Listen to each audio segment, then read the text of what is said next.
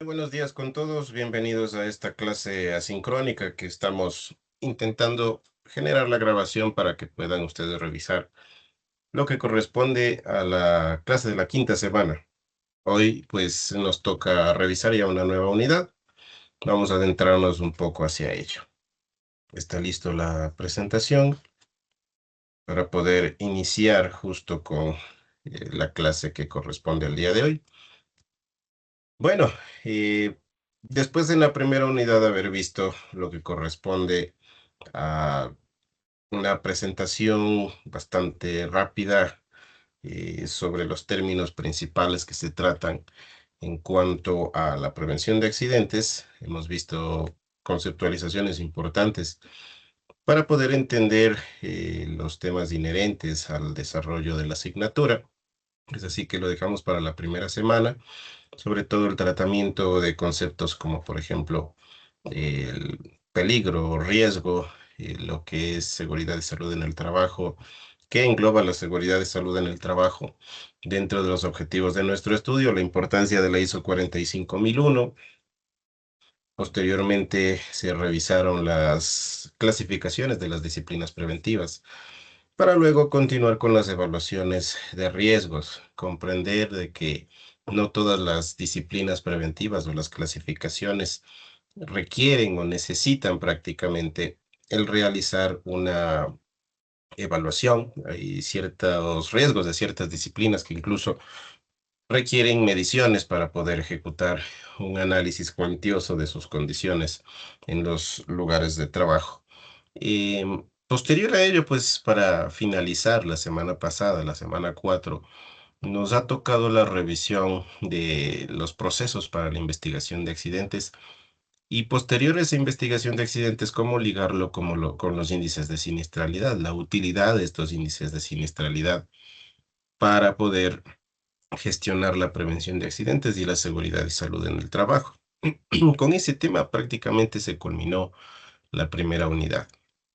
Luego de esto, pues estamos ya abordando esta unidad que nos trae temas inherentes o que no necesariamente sean directamente influyentes en la prevención de accidentes, porque conocemos que la prevención de accidentes tiene que ver con la seguridad en el trabajo, una de las disciplinas preventivas. Ahora vamos a estudiar todos esos detalles que probablemente pertenezcan a otras disciplinas, por eso digo que no son directamente influyentes en la disciplina de seguridad en el trabajo, y que dada esa connotación, porque todo se concatena, tienen un impacto directo en nuestra disciplina de prevención de accidentes, ¿no? En la disciplina de seguridad en el trabajo tiene un impacto directo y dada esta circunstancia, pues tenemos que de hecho tratarlo, tenemos que no cerrarnos a no estudiarlo, sino observarlos como una fortaleza, se podría decir, dentro de la parte organizacional para poder alcanzar los buenos índices de evitar los accidentes en nuestros lugares de trabajo, evitar de que la gestión se nos salga de las manos y existan por ahí roles o inconsistencias que no puedan ser tratados o que sea muy complicado de tratarlo en búsqueda del objetivo de lograr pues una buena prevención de accidentes o un buen tratamiento de los riesgos en los lugares de trabajo. Es así que esta nueva unidad, esta unidad número 2, ya a la altura de esta semana número 5, empieza con el orden y limpieza en los lugares de trabajo. Y no solamente eso, muchas veces pensamos de que el vano y directo concepto es súper sencillo de entenderlo. Pues probablemente sí, uno asume o tal vez piensa de que es algo súper sencillo establecer por ahí prácticas de orden y limpieza, pero más allá de simplemente plantearlo, es también generar una cultura que si se implementa también nos va a dar lugar a tener sitios confortables para poder desarrollar las actividades de trabajo. Y esto pues directamente influye en la psicología, en la psicosociología de los trabajadores. A quien no le gusta el poder desempeñar sus funciones, sus actividades en sitios que sean altamente confortables, Le da un ambiente súper distinto, le da un ambiente que en verdad pues cambia de sentido el cómo hacer las cosas, ¿no? Entonces, eso es lo que vamos a atender, tratar de indicar principios relacionados al orden y limpieza en los lugares de trabajo para finalmente estar determinando requisitos mínimos para poder implementar un sitio de oficina.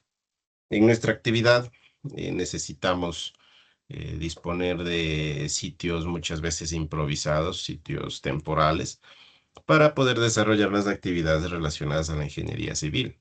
Es así que al momento de construir estructuras, por ejemplo, cuando estamos haciendo el anillo que corresponde a la estabilización de los muros para la construcción de la edificación, las primeras etapas de movimientos de tierras y la construcción de los subsuelos correspondientes, tenemos que improvisar colocando por ahí oficinas provisionales. Estas oficinas provisionales necesitan y deben tener espacios mínimos, hablando de área y volumen, que generen un confort adecuado en los lugares de trabajo, ¿no? Tendremos veces de oficina, tendremos veces de visita a los trabajos directamente en ejecución, pero en cualquier instancia o en cualquier sitio donde se encuentre el profesional necesita, de hecho, el contar con estos principios para poder, como bien lo he mencionado, pues desempeñar sus actividades de forma correcta,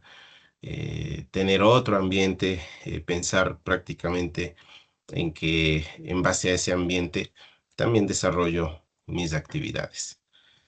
Y es así que estamos en la semana número 5. Acá el título general que se está manejando, orden y limpieza, factores atmosféricos y análisis de puestos de trabajo. Entonces, ese va a ser el desglose que vamos a tener, los principios de orden y limpieza. Luego vamos a ver los factores atmosféricos y finalmente estaremos determinando el análisis de puestos de trabajo, dejando planteado cuáles son esos principios y sobre todo requisitos mínimos en cuanto a área y volumen. Cabe destacar que, bueno, aquí ya es la entrega de la práctica 5. Esto es de sílabos que todavía no han sido editados, me parece que este es del 25-25, pero estamos ya a la altura de la práctica número 5 que tendrán que entregarla conforme lo indicado vía WhatsApp. Esto también es la práctica número 5, por cierto, análisis de puestos de trabajo. Vamos a hacer unas pequeñas ediciones para que ustedes puedan trabajarlo y entregarlo hasta el día miércoles, como bien lo he mencionado. Se ha dejado planteado vía WhatsApp. Entonces así lo vamos a desglosar. Y como siempre empezamos con un pequeño diálogo diagnóstico, indicando o dejando la pregunta suelta: ¿cómo influye el orden y limpieza en la prevención de accidentes?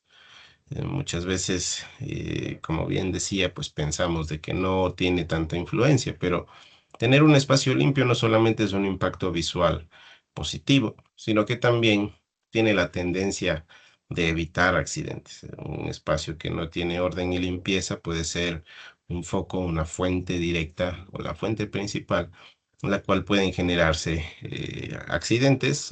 Puede ser un constante peligro que luego se convierte en un riesgo, y cuando se consuma el riesgo, pues lamentablemente tendremos un accidente. Entonces, por ello, como bien lo decía, hay que generar una cultura que evite que esto suceda y confluya para que pues, se consume el accidente. ¿Alguna recomendación sobre lugares de trabajo que se debería implementar? Pues estamos en un cambio generacional, hay muchas cosas por mencionar sobre estos temas que son directamente relacionados a la ergonomía en el trabajo.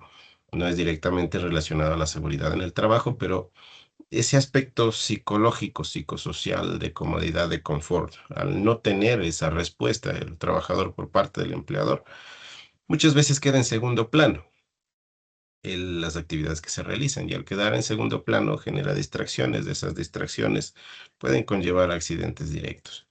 Recomendaciones sobre lugares de trabajo que implementar, pues ha venido evolucionando, como lo comentaba, y uno de esas muestras es las fotografías, la típica fotografía de la viga tendida a una altura supremamente significativa en la construcción de edificios de Estados Unidos, donde los trabajadores están sentados en fila sirviéndose su almuerzo probablemente.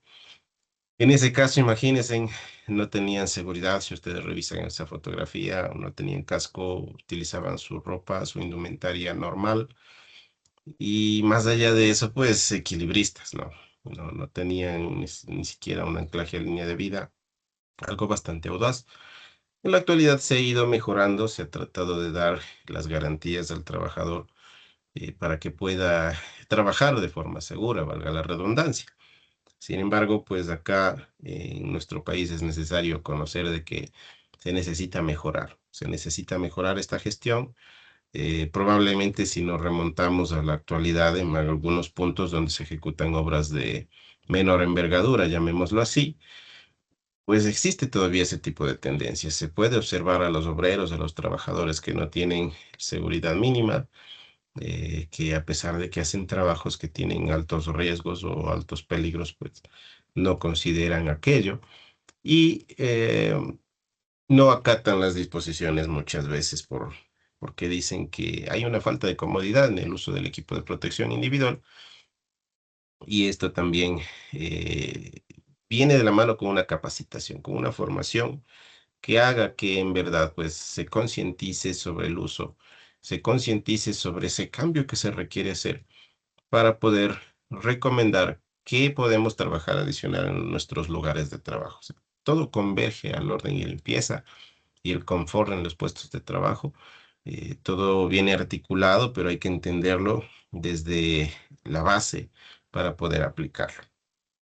Entonces, con esto entramos a la revisión del orden y limpieza en los lugares de trabajo. Aquí tenemos el concepto de la NTP, Nota Técnica de Prevención 481. Esta es la que vamos a considerar para los lugares de trabajo.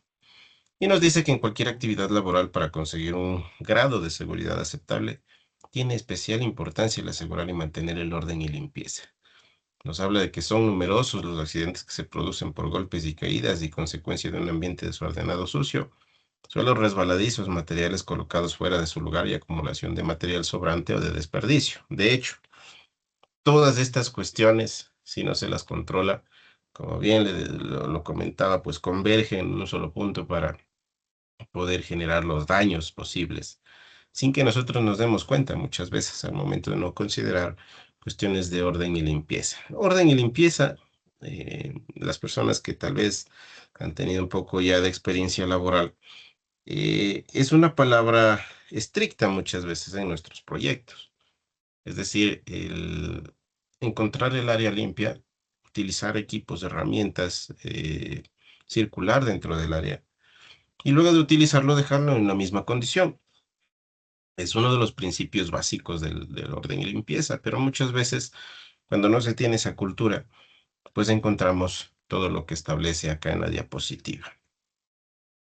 Entonces vamos a hablar en esos lugares donde puede ser fundamental, escúchese bien, fundamental el uso de los principios de orden y limpieza, por ejemplo, las zonas de paso, salidas y vías de circulación como primer punto. Obsérvese acá, por ejemplo, mire el cómo se está tratando las cuestiones relacionadas al orden y limpieza. Imagínense que muchas veces tenemos que evacuar en esta misma área, supongamos que ocurre un sismo, ¿no? Ocurre un sismo al momento de evacuar todas estas cajas, Dios no quiera, pues estén con herramientas, qué sé yo, metálicas de acero, ¿no? Y estas cajas pues van a tender a volcarse. No existe un orden, no existe una contabilización. Probablemente tengan un sitio de bodega, pero este sitio de bodega no está bien distribuido, no está bien organizado, planificado. De manera que existen este tipo de probabilidades. Obsérvese acá, lo propio, tenemos maquinaria, equipos que están en funcionamiento y cuyas inspecciones podrán ser muy complicadas en caso de que exista un deterioro por el hecho de estos almacenamientos indebidos. Aquí otro mal ejemplo, ¿no? De una bodega de pallets que están en desorden, cajas que no tienen ni siquiera una buena disposición, evitarlos, ¿no? Evitarlos, este tipo de cuestiones que en verdad no mejoran la gestión de seguridad y salud en el trabajo. Esto de por sí es un foco de accidentes, una fuente de accidentes que si es que ocurre un evento sísmico, como decíamos, o si por ahí alguna persona coloca, digamos que estamos colocando esta caja encima de las demás, pues lo apila, coloca de una manera errónea y no necesariamente con un sismo, pero puede por ahí pasar una persona y con el mínimo movimiento, el mínimo viento, pues por ahí le va cayendo todas encima, ¿no?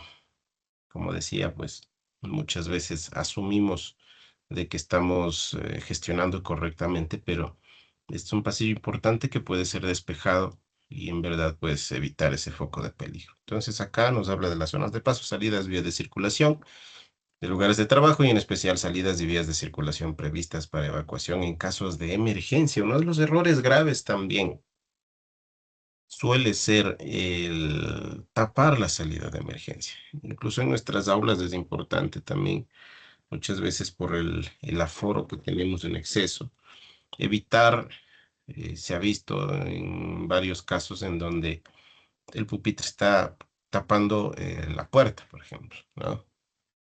Hay muchas personas, probablemente se necesita poner dos, tres pupitres adicionales para ocupar todos los alumnos que estén sentados, pero se tapa la puerta. En el caso de un sismo, todas las personas que ocupan ese recinto, todo el área, pues van a estar encima de la persona que se encuentra obstaculizando y nadie va a salir. Todo se va a entorpecer, no todos reaccionamos de una manera correcta cuando existe algún evento, un incendio, un sismo, como bien lo decíamos. Y pues es importante también considerarlo, ¿no? Zonas de paso, salidas, vías de circulación. Aquí un ejemplo correcto de cómo se debe hacer las cosas. Miren, existe una señalética que se ha colocado por acá, ¿sí? Una señalética, orden, los cascos, incluso ordenados por colores. Acá lo que se tiene entendido claramente es de que el espacio de maniobras pues está justo donde lo estoy achurando por acá. Pero incluso la persona del montacargas sabe de que no debe transgredir estos espacios señalizados. Una recomendación que siempre se da y siempre suelo dar. Hemos tenido la oportunidad con algunos grupos de visitar plantas de fabricación de cemento, plantas de fabricación de hormigón. Y hay una cuestión que muchas veces parece lógica, pero no todos la comprendemos de esa manera. Y acá hago cita de lo que había comentado la semana pasada sobre el hecho de siempre saber dónde se pone el pie. Si es que voy a retroceder o voy por ahí a dar un paso hacia atrás, observar primero antes de ejecutar este paso hacia atrás. Y lo propio. Acá, por ejemplo, en estos casos les decía que a veces para algunas personas puede ser obvio, pero yo suelo ver de que hay personas que sin ningún problema caminan por fuera de esta zona delimitada.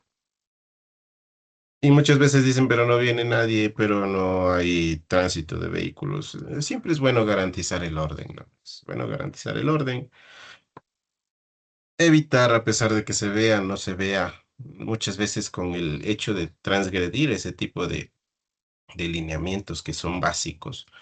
El, el usuario de las instalaciones o el usuario de estas pasarelas se confía y en verdad lo toma como una conducta negativa, en cambio, el ya manejarse de esa forma, o sea, fuera del espacio delimitado. Y esto puede llevar a un accidente. Pues, con el tiempo, pues puede hacerse normal para la persona de que no circule directamente por la pasarela delimitada. Entonces, pues es mejor siempre acostumbrarnos, ¿no? Acostumbrarnos a acatar las reglas de seguridad, siempre circular por los pasillos delimitados. Incluso en los parqueaderos, perdón, de los centros comerciales, ¿no? Existe también esta delimitación para evitar accidentes. Así es que primer punto a considerar, zonas de paso, salidas y vías de circulación. El segundo es el orden y la limpieza en cuanto a aquellos sitios en donde se realicen actividades que generen algunas cantidades de desperdicio, manchas de grasa, residuos, sustancias peligrosas. Y acá también no es solo eso, ¿no? No es solo eso, sino emplazar los sitios en donde voy a hacer mantenimiento de vehículos, por ejemplo, mantenimiento de motores, mantenimiento de herramientas, maquinaria, que de hecho la mayoría pues tiene sus motores, funcionan con aceite. Los mantenimientos se los realiza de tal manera y el aspecto suele ser este, ¿no? Y muchas veces no es solo aspecto, sino que hay manchas considerables, no solamente es de estética, sino muchas veces pueden suceder accidentes importantes de caída al mismo nivel, ¿no? Riesgo de caída al mismo nivel que puede generar un accidente bastante grave.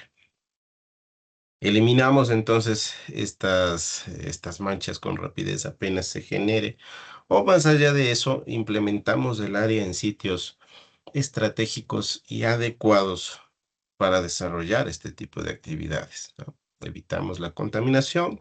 Sabemos que en la actualidad incluso no está permitido la venta del aceite quemado, que muchas veces en la antigüedad, hace algunos años, se utilizaba para poder colocarle en la tabla de monte de encofrado de nuestros elementos estructurales.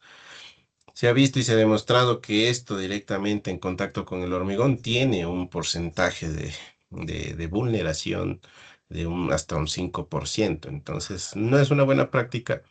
Esto debe tener una buena disposición. Se debe verificar cómo se hace para poder eliminarlo del sitio de trabajo. Debe haber una planificación prácticamente. Pero de hecho, pues, si es que existe circulación, la circulación también deberá indicar ciertos sitios seguros por donde se debe transitar. Aquí cito, y es importante, ¿no? El hacer un análisis de aquellos centros, los concesionarios de vehículos. Cuando hacemos mantenimiento de vehículos, pues se tiene muchas veces esta costumbre de entrar a una mecánica y pues la mecánica no es un buen ejemplo. Uno piensa en mecánica y piensa en desorden prácticamente, es porque la cultura lo ha hecho así. Pero existen sitios de concesionarios de marcas conocidas que en verdad llevan todo absolutamente limpio. ¿Qué nos demuestra eso de que podemos nosotros avanzar en cuanto a una buena cultura en relación a estos aspectos?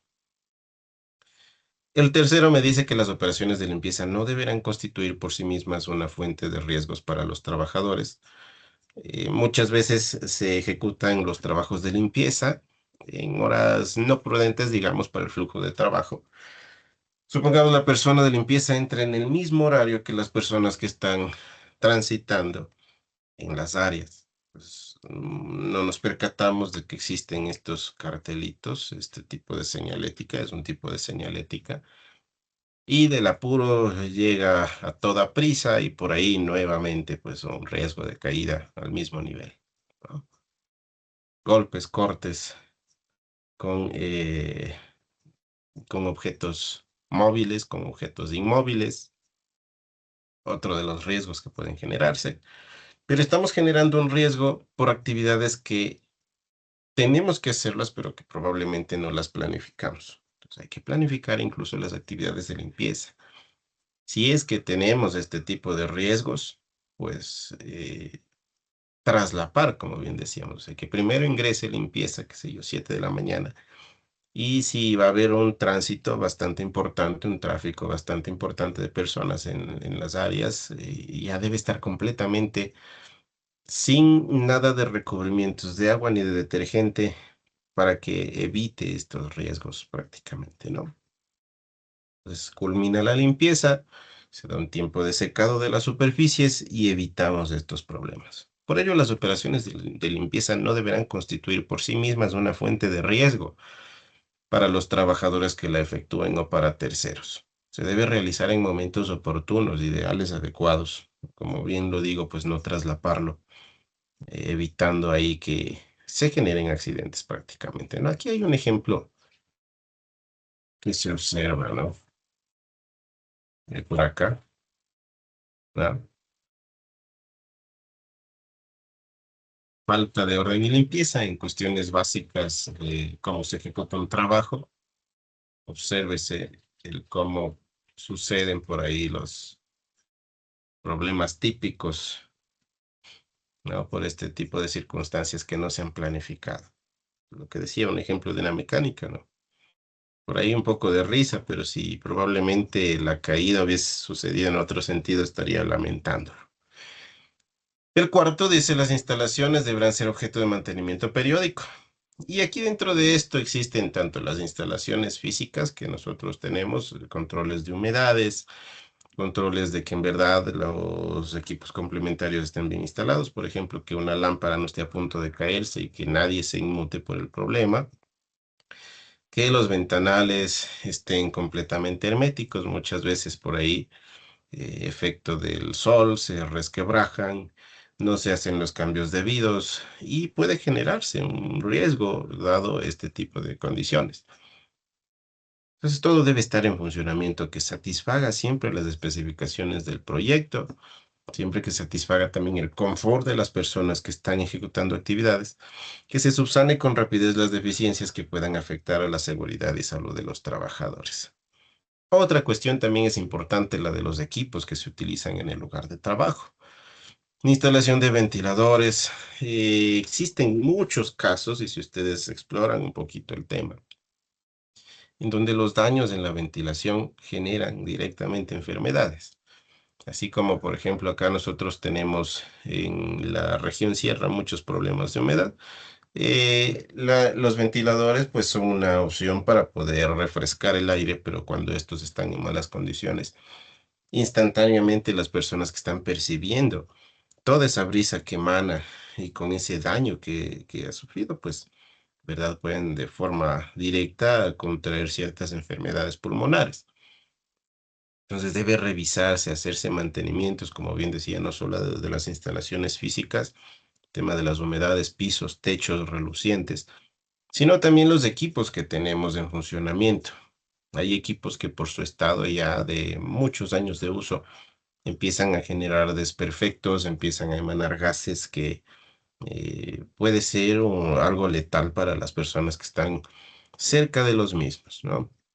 Un microondas en mal estado, por ejemplo, una instalación eléctrica que en verdad está pidiendo ayuda para el cambio respectivo. Todo esto debe revisarse, debe realizarse un mantenimiento.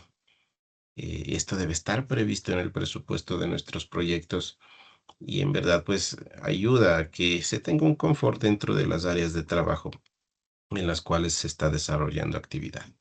En el caso de instalaciones de protección, el mantenimiento deberá incluir incluso el control de su funcionamiento, ¿no?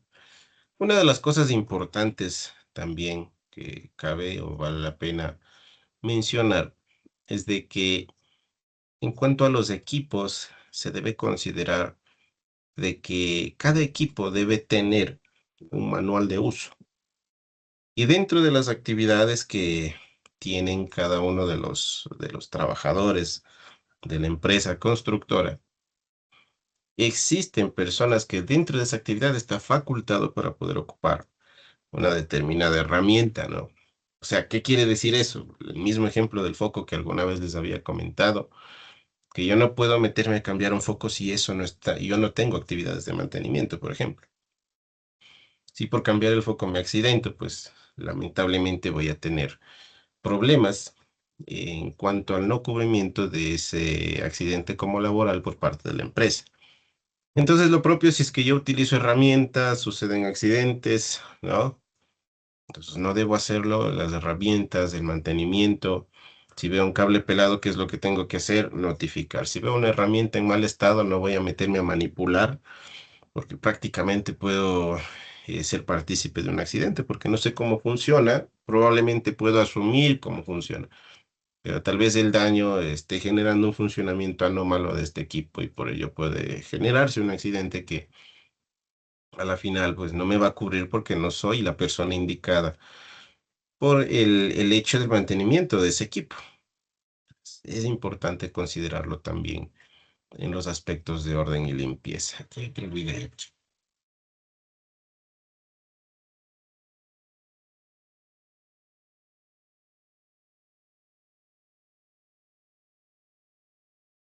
Miren el orden que tenemos acá, ¿sí? Por ahí se genera un incendio.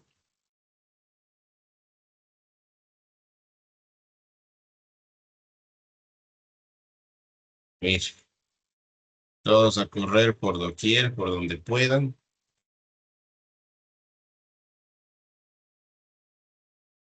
pero al no existir un orden y limpieza, pues los accidentes están a la vuelta de la esquina. No ser accidentes graves, sino también muchas veces causar el fallecimiento, la muerte de la persona. Mejor tener ambientes limpios, ordenados, evitar los obstáculos, como bien decía, en las zonas de salida, los sitios de evacuación, ¿no? De tal manera que nos feliciten por el nivel de orden y limpieza en nuestros proyectos, marcar la diferencia, ¿no? Que al contrario de aquellas prácticas que pueden tender a no considerar los detalles mínimos y básicos, pues marquemos la pauta, hagamos la diferencia en verdad, que sea sorprendente en todos los niveles.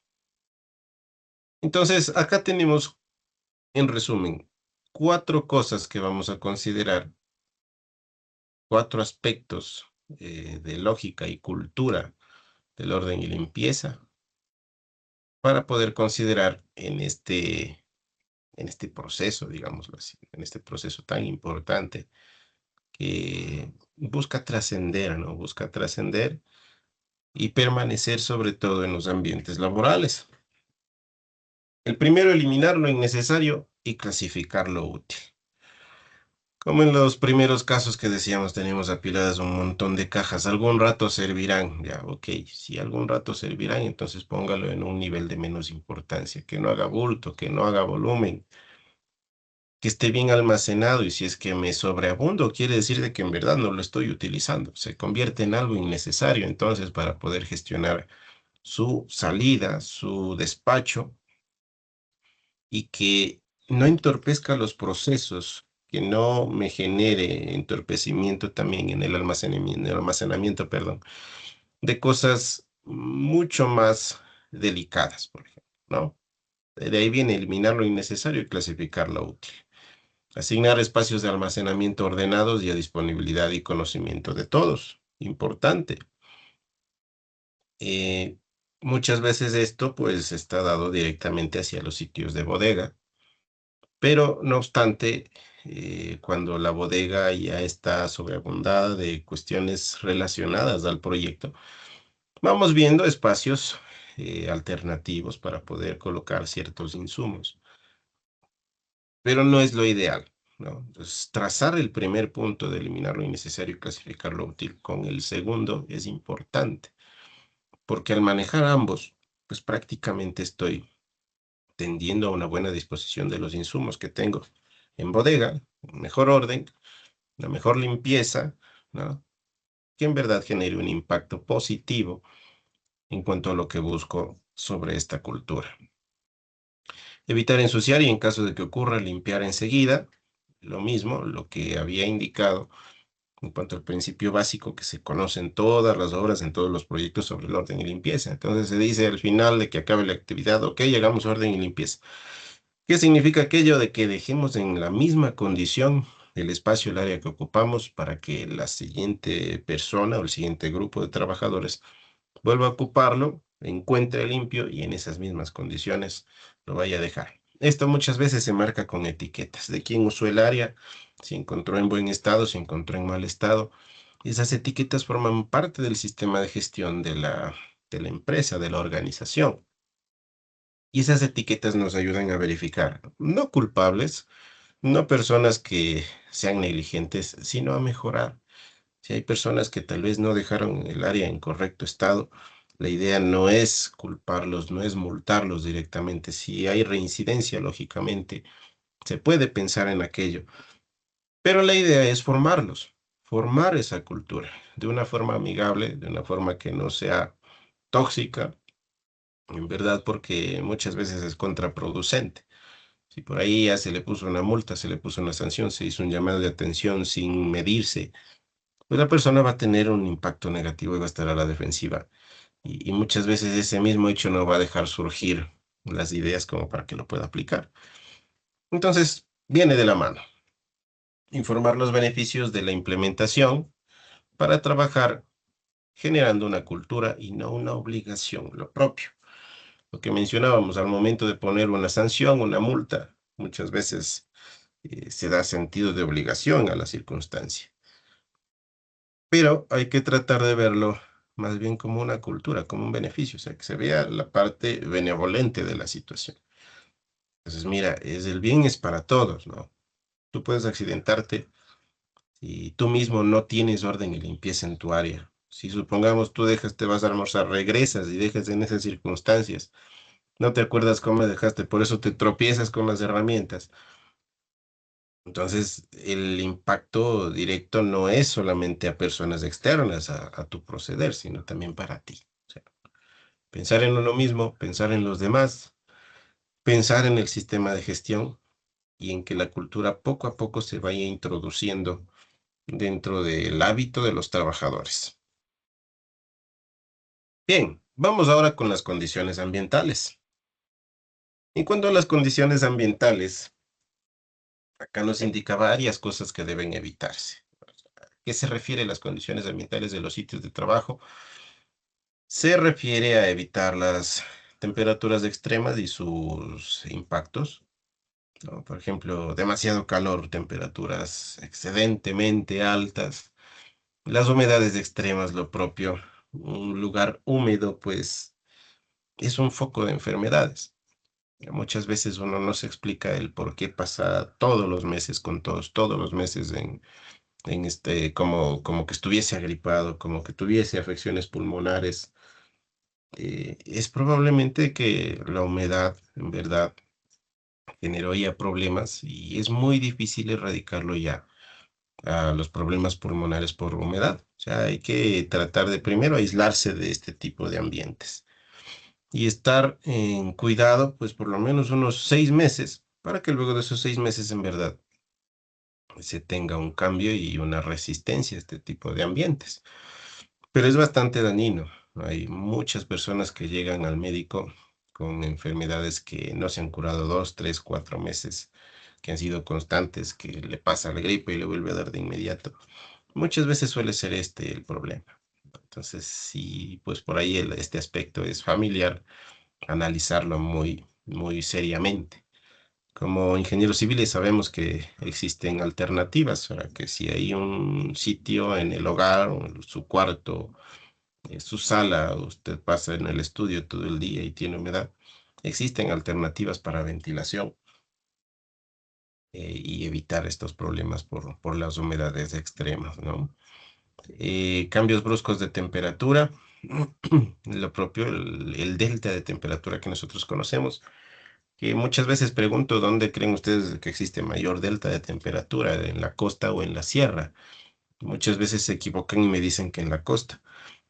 En la costa suele estar la temperatura cuando dicen los costeños que hace frío está en 23 grados centígrados o en 21. Es extremo, ¿no? Pero las altas pues suelen estar a 34, 33, 35, a veces 38. Supongamos de 23 a 38 son 15 grados centígrados de temperatura, de delta de temperatura.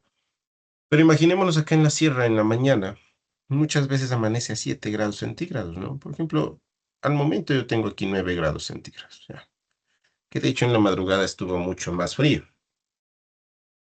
Pero el día empieza a salir el sol y la temperatura suele subir fácil a 27, 26 grados centígrados, tornando un delta de temperatura de más de 20 grados centígrados.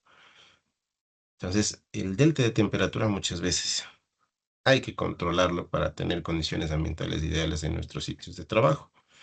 Lamentablemente aquí en la sierra no somos acostumbrados al uso del aire acondicionado. El aire acondicionado no es solamente disminuir la temperatura, existen instalaciones de bombas de calor que hacen que se tempere a una, valga la redundancia, temperatura eh, lineal constante, digamos así, que oscile entre los 22 y los 25 grados centígrados, para evitar pues la molestia. Muchas veces dice, mire, como vengo con la cobija de tigre, perdón, al trabajo por el hecho de que es demasiado frío.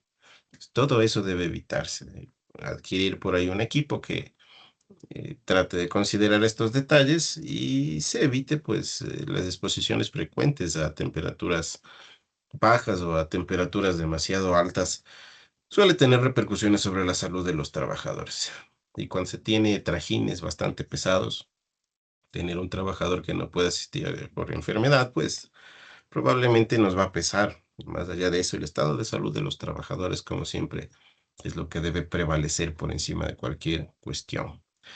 Corrientes de aire molestas, tamaño de los ventanales, aberturas, establecer reglas, ¿no? Olores desagradables, lo propio, el hecho de tener aguas residuales con un mal sistema hidrosanitario, muchas veces puede generar este problema, este inconveniente.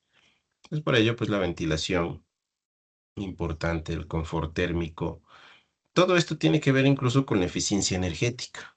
Estudiando la eficiencia energética, también vamos a ver de que todos estos aspectos convergen hacia la estructura.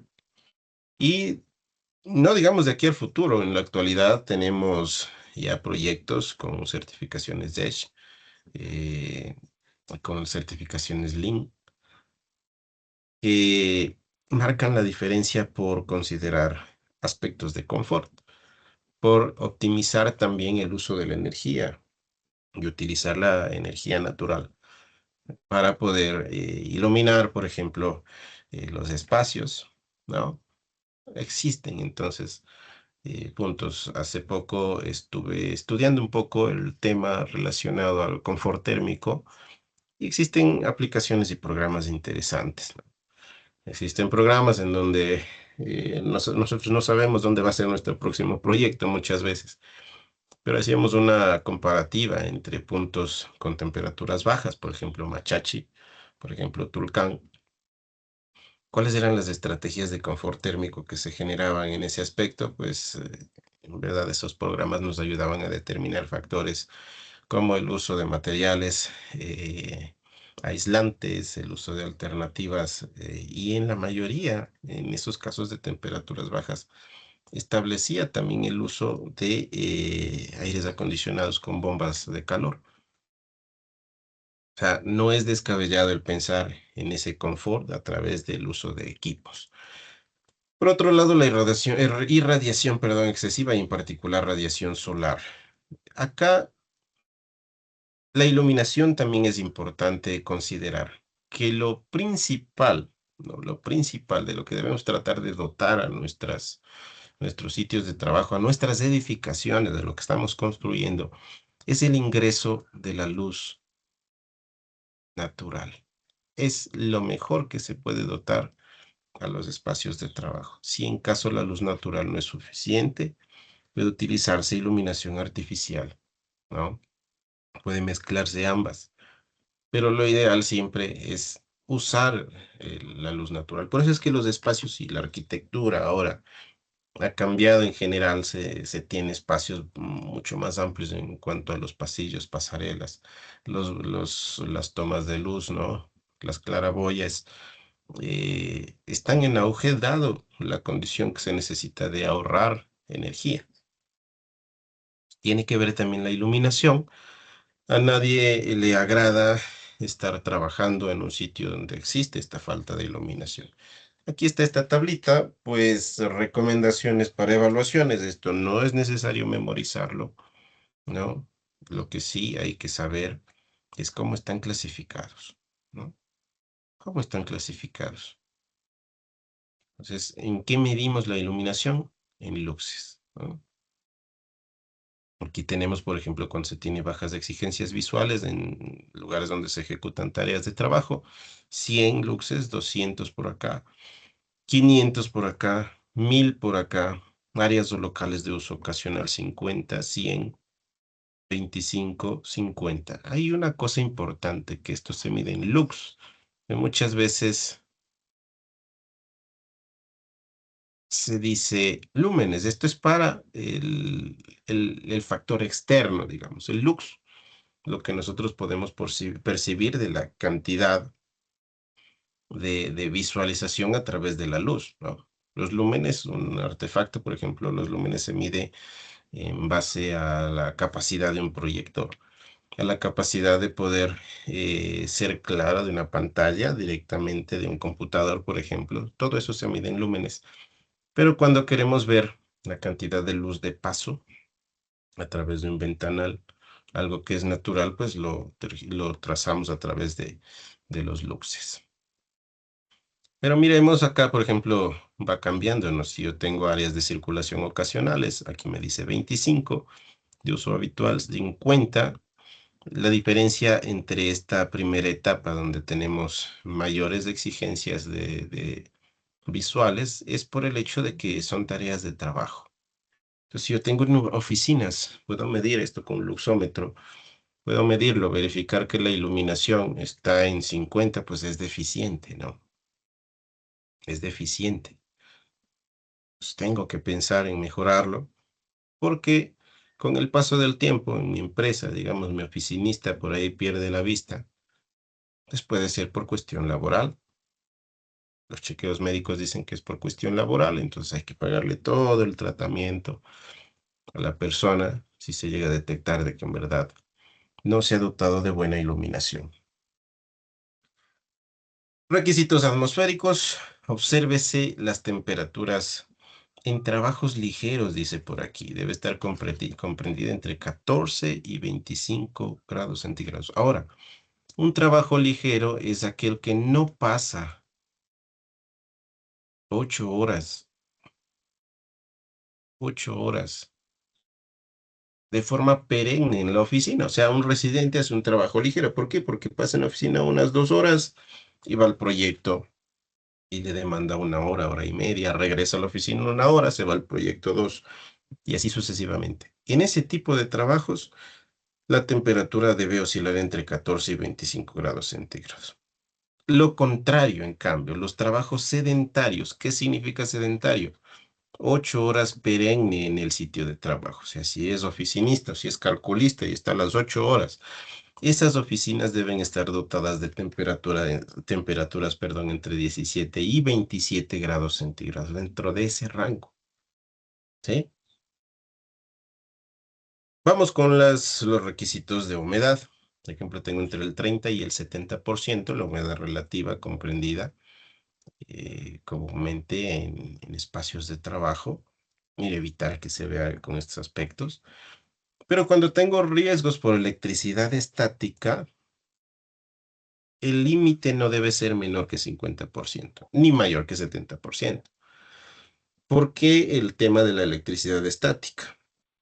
Tal vez ustedes han observado los videos o publicaciones donde hay personas que bajan de los vehículos y por su propia cuenta empiezan a ponerse el combustible en el vehículo. Cuando está con electricidad estática, eso puede generar una chispa y por ende explosión, ¿no?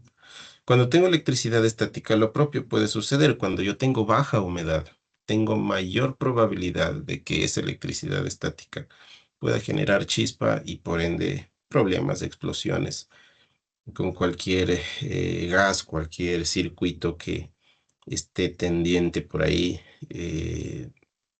Son problemas que pueden generarse. Entonces, por eso, si tengo peligro de electricidad estática o riesgo de electricidad estática, el mínimo es 50%. Recordemos, menos del 50% hay más probabilidad de que esta electricidad estática, estática pueda generar chispa y esto puede generar problemas a posteriori en las instalaciones. Requisitos atmosféricos, ambientes no calurosos, esto es la velocidad de viento, esto es ajustable, esto lo miden prácticamente por ejemplo, zonas costeras, esto en verdad lo controlan. Está dado por el aire climatizado en los casos a continuación. Esto es velocidad natural de viento. Por ejemplo, si yo tengo unas ventoleras que están dando directamente hacia el exterior y me ubico en el piso número 18, entonces la velocidad del viento va a ser mayor, yo debo controlarlo, debo medirlo. En trabajos en ambientes no calurosos, pues 0,25 metros sobre segundos, cuando el clima es fresco. En trabajos sedentarios, ya sabemos que es sedentario, En ambientes calurosos, ahí es necesario pues, que la velocidad del viento tienda a subir para que haya un refresco en el aire que circula a través del recinto respectivo. En trabajos no sedentarios en ambientes calurosos, mire, eh, 0,75 metros sobre segundos. Yo diría, ¿por qué crece en este caso? Porque son no sedentarios y son en ambientes, en ambientes calurosos. O sea, la velocidad de viento no le estorba tanto a la persona, porque más bien entra a la oficina es como para refrescarse. Y está una hora refrescándose y se va al proyecto otra vez, ¿no? Y es caluroso, entonces para evitar de que ese calor viene con calor de fuera incluso, ¿no? Viene asfixiado, puesto ahí un buff, puesto la mascarilla, las gafas, disfrazado con el equipo de protección individual. Y lo que quiere es refrescarse, entonces muchas veces la oficina pues estará dotada con esa velocidad de viento, la velocidad de viento. Acá esto me dice las corrientes de aire expresamente utilizadas para evitar el estrés, ni a las corrientes de esto no se aplicará al aire acondicionado, trabajos sedentarios. Ahí me da un rango de velocidad manejar cuando se tiene trabajos sedentarios de 0,25 a 0,35 puede ser ideal. Los locales de trabajo cerrados deberán cumplirse en particular las siguientes condiciones. Esto se lo calcula también, ¿no? En sitios costeros, todos los estudiantes que tienen alguna ingeniería relacionada a los ambientes de trabajo, pues estudian y calculan esto a través de los BTUs del sistema de calefacción o de aire acondicionado. ¿Ok? A ver, de acá, por favor, lo que es necesario memorizar, vamos. Estos requisitos atmosféricos de temperatura es necesario memorizarlos. Humedad también. Velocidades no, ¿no? Acá renovación de aire de locales, tampoco lo vamos a memorizar. Sí es importante tenerlos en consideración. En dónde se encuentran ubicados, ya sabemos, las diapositivas. Pero ¿cuál es el criterio? El criterio es de que no es comodidad, o sea, no es que el trabajador me diga, mire, necesitamos acá aire acondicionado, ¿verdad? Ay, muy especiales ustedes, no. No es eso, es prácticamente una necesidad.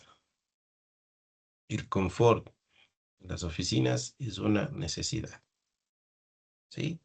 No es una exigencia de lujo, no es un lujo, no es que por ahí me quieran sobreexigir sobre los gastos, sobre las consideraciones típicas y propias de los lugares de trabajo, sino que estoy obligado, y yo soy el encargado de la cuadrilla, a proveer de condiciones adecuadas a todos los trabajadores, ¿no? Y es así que el criterio es este, dice, la exposición a las condiciones ambientales de los lugares de trabajo no debe suponer un riesgo para la seguridad y la salud de los trabajadores. Asimismo, en la medida de lo posible, las condiciones ambientales de los lugares de trabajo no deben constituir una fuente de incomodidad o molestia para los trabajadores. ¿Sí? Ergonomía. Adaptar el lugar del trabajo al trabajador, el trabajo al trabajador, la máquina al trabajador.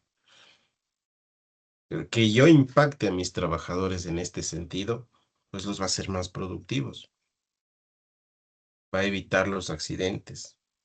Ya sabemos por qué, no por influencia directa, sino porque si es que no me siento satisfecho, mire, estoy muerto del calor. Y porque el sudor por ahí me alcanza los ojos y en medio trayecto me cayó por ahí unas gotas en los ojos. Un momento me puse a rascarme los ojos, sigo dando pasos a pesar de ello y por ahí doy un paso en falso y hago una caída de 20 metros, que ni la cuento, ¿no? Entonces, hay cosas importantes. Dotar del equipo de protección ideal. Eh, Muchas veces también hay que analizarlo desde ese punto de vista. El equipo de protección individual, ya veremos en la clase respectiva, no es cómodo. Se trabaja mucho en la ergonomía de los equipos, pero no es nada cómodo el utilizarlo. Muchas veces hay que acostumbrarse y hay que saber cómo se lo maneja. Entonces, formación, capacitación sobre esto. Capacitación para lograr este tipo de culturas, ¿no? Importante. Las altas temperaturas a las cuales se expone el trabajador pueden generar estrés y comportamientos atípicos por afecciones psicológicas, así como también desconcentraciones, mire, ¿sí?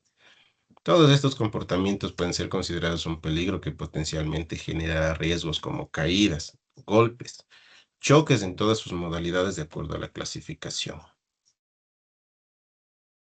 Hablemos de la seguridad estructural para ir culminando. Este es el punto de vista de la seguridad de salud en el trabajo. Escucharlo muchas veces como técnicos pues, es algo básico, ¿no? Como ingenieros civiles es algo básico. Miren lo que dice, los edificios y locales de los lugares de trabajo deberán poseer la estructura y solidez apropiadas a su tipo de utilización. Para las condiciones de uso previstas, todos sus elementos estructurales o de servicio, incluidas las plataformas de trabajo, escaleras y escalas, deberán ser sólidos y resistentes para soportar cargas y esfuerzos, ser estables y cumplir con las normas de construcción. Sólidos y resistentes para soportar cargas y esfuerzos.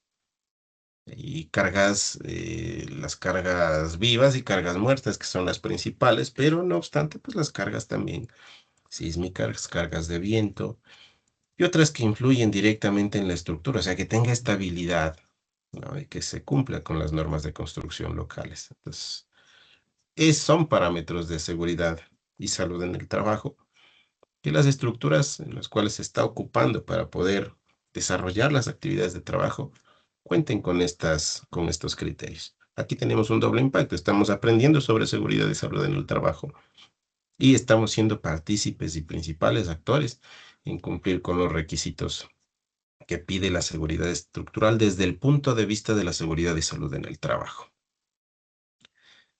Es así que nos indica, ¿no? Sobre las dimensiones de los locales de trabajo, que se deberán permitir que los trabajadores realicen su trabajo sin riesgos para su seguridad y salud, en condiciones ergonómicas aceptables. Dimensiones mínimas que deben tener los lugares de trabajo. Altura de piso a techo mínimo, sí, mínimo, 3 metros en condiciones normales. En locales comerciales, servicios, oficinas puede reducirse a 2,5 metros, ¿no? 2 metros cuadrados libres por trabajador y 10 metros cúbicos no ocupados por trabajador, ¿sí? O sea, muchas veces yo puedo tener por ahí un plano y yo puedo tener, qué sé yo, 20 metros por, digamos, 12 metros, ¿no? Entonces, ¿cuánto tengo? Prácticamente 240 metros cuadrados. Pues de esos 240 metros cuadrados yo voy a tener aquí unos muebles, voy a tener unos escritorios, voy a tener por aquí en el centro un anaquel y dos aparadores. Voy a tener unas divisiones por acá para colocar el sitio de las impresiones. Por aquí voy a colocar unos sillones gerenciales, ¿no? Por aquí unas estaciones gerenciales. Y bueno, ya digamos que lo distribuyo de esa forma. Entonces lo que debo hacer prácticamente es ir restando todo lo que ocupa en área con la altura que yo tengo, supongamos que es de 2,80 metros, verificar si cumple con este volumen. Y eso es prácticamente la tarea que tenemos que realizar en la determinación de las áreas en cumplimiento de estos requisitos, ¿no? Entonces, en base a la resta de toda el área de estos 240 de las áreas que ocupan cada uno de estos espacios, voy restando cada una de estas. Divido, ¿no? Divido para estos 2 metros cuadrados y sé el número de trabajadores que se pueden considerar para esas oficinas. Y así voy jugando con los valores, voy iterando para saber el mobiliario que voy a implementar y cuántos trabajadores pueden ingresar, dada esas condiciones, si el sitio va a ser estrictamente para oficinas. Pero tengo que trazarlo también con los volúmenes. Entonces los volúmenes necesito saber también el mobiliario y así generar y garantizar el confort hacia mis trabajadores, ¿sí? En base a estos requisitos. Ya vamos a ver que estos son los requisitos de la legislación europea. La legislación ecuatoriana cambia uno de los dos requisitos. Es importante conocerlo, ¿no? Punto de vista de los cambios. Lo vamos a analizar cuando ustedes hagan sus exposiciones sobre la legislación correspondiente. Pero este es el jueguito que ustedes van a aplicar para la práctica correspondiente al análisis de puestos de trabajo. Como conclusión, todas las consideraciones de orden y limpieza, factores atmosféricos, análisis de puestos de trabajo en varias bibliografías se encuentran como parte de la especialidad de ergonomía e higiene. Sin embargo, desencadenan riesgos que desde el punto de vista de la seguridad deben ser considerados como, por ejemplo, todos los que observamos acá, ¿no? Todo se concatena. Si los hemos clasificado es para entender qué profesionales estarán a cargo de su análisis y cómo se hacen las evaluaciones, las mediciones, cuáles se evalúan, cuáles se miden, cuáles por matrices, cuáles por procesos. Para eso los clasificamos. Pero a la final, al momento de los accidentes, al momento de la determinación de los riesgos relacionados a seguridad en el trabajo, todo converge lamentablemente y todo debe estar controlado. Bien, bueno, esta evaluación que no la pudimos realizar, pero en todo caso, eh, vamos a hacerlo no tan cuantioso a esta clase para que lo puedan revisar. Es una hora más o menos que hemos dictado de corrido. Espero que les sirva esta grabación para que ustedes la puedan considerar dentro de las tareas a realizar. No está complejo, vayan entregándolo a tiempo. Lo que queremos es trabajar, ¿no? Trabajar, dar constancia de que estamos trabajando, de que estamos avanzando en el desarrollo de la materia y no dejar de perder el ritmo que hemos venido bien hasta la semana pasada, pues dada esta circunstancia hemos tenido que hacerlo de esta forma como ustedes lo están percibiendo, pero ello no quiere decir que dejemos de trabajar y de seguir aprendiendo. Así es que de mi lado, pues un gusto saludarlos, aunque sea por este medio. Ya por ahí nos hemos de ver en la universidad. Si no lo hacemos, pues hasta cuando nos toque la presencialidad nuevamente, que estaré ansioso de regresar.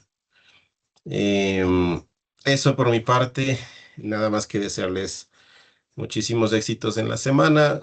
Vamos a analizar la evaluación de la próxima, que probablemente no se pueda realizar.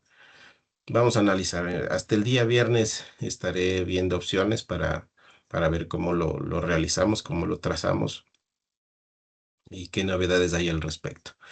Y les iré informando, pero no dejen de estudiar, por favor. Ustedes ven que la materia es bastante entretenida y hay cosas que uno piensa que son básicas, pero tienen un impacto significativo y cada una de estas piecitas que van armando el rompecabezas nos van a generar el criterio necesario para poder aplicarlo algún momento en un proyecto. Así es que nuevamente, pues tengan una linda semana todos. Un gusto compartir, aunque sea por este medio con ustedes. Cuídense mucho y nos estaremos viendo Dios mediante, pues cuando ya nos toque la presencialidad y si no, nos saludamos por ahí por la universidad. Pasen bien, un gusto. Hasta luego.